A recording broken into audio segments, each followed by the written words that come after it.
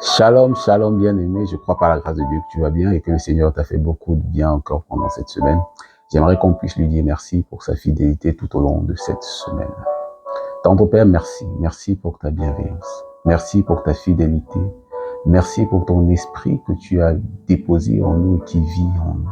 Quelle grâce et quel privilège que de t'appartenir. Nous sommes reconnaissants et nous voulons te rendre toute la gloire. Nous te rendons la gloire.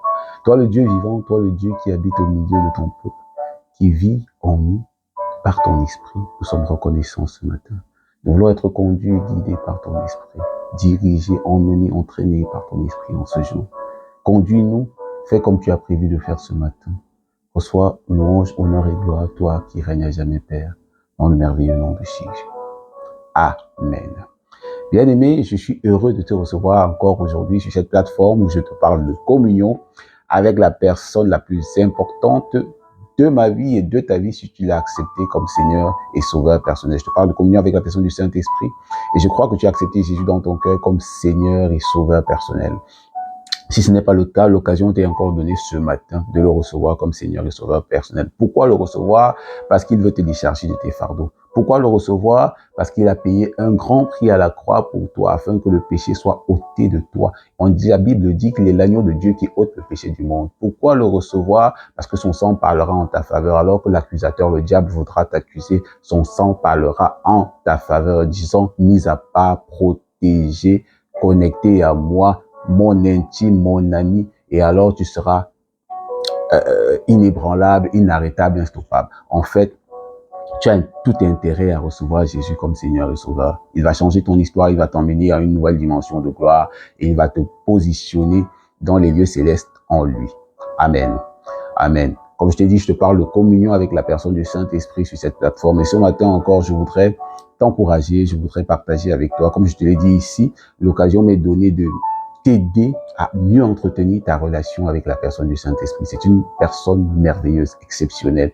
Et il est important pour toi et moi de véritablement le connaître afin de le laisser nous conduire, afin de le laisser nous emmener vers notre destinée. Et la semaine dernière, on parlait encore de la parole, de ce qu'il fallait donner le pouvoir au Saint-Esprit. Et on se disait en fait que pour donner le pouvoir au Saint-Esprit, il fallait véritablement qu'on se nourrisse de la parole et qu'on laisse la parole travailler en nous. Parce qu'on pouvait dire, quelqu'un peut venir au pouvoir sans avoir les pleins pouvoirs. Quelqu'un peut venir au pouvoir sans avoir les pleins pouvoirs.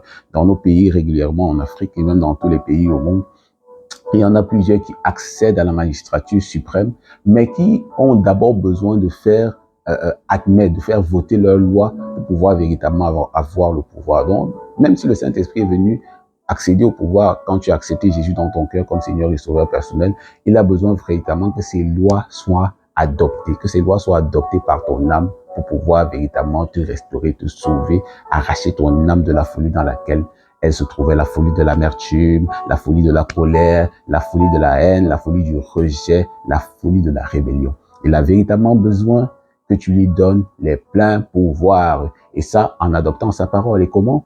En ouvrant ta Bible, en commençant à la lire et en laissant la parole tourner au-dedans de toi. C'est ce qu'on se disait déjà la semaine dernière.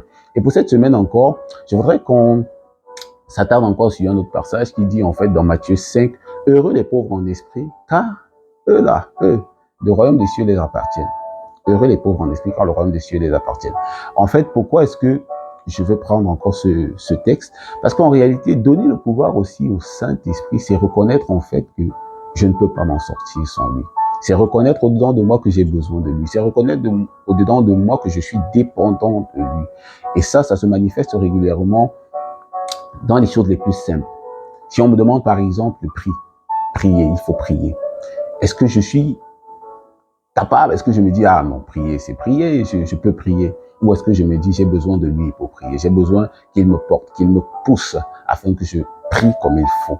Ou est-ce que je me dis, non, en fait, prier, c'est facile, je peux prier. Quand on me dit prie pour tel sujet ou bien encore même pour le repas ou pour n'importe quoi, est-ce que je suis dépendant de lui ou est-ce que je suis capable de le faire tout seul? Question. Parce qu'en fait, il dit, ce peuple m'honore des lèvres, mais son cœur est éloigné de moi. Est-ce que ton cœur est éloigné de Dieu lorsque tu pries? Ou est-ce que tu décides de peser chaque parole que tu élèves vers le trône de grâce? Ou est-ce que tu décides véritablement, lorsque tu ouvres la bouche, de penser ce que tu dis? Pour beaucoup, ce sont des enregistrements, des prières qu'on a écoutées ici et là, mais parfois on ne prend pas le temps de penser ce qu'on dit.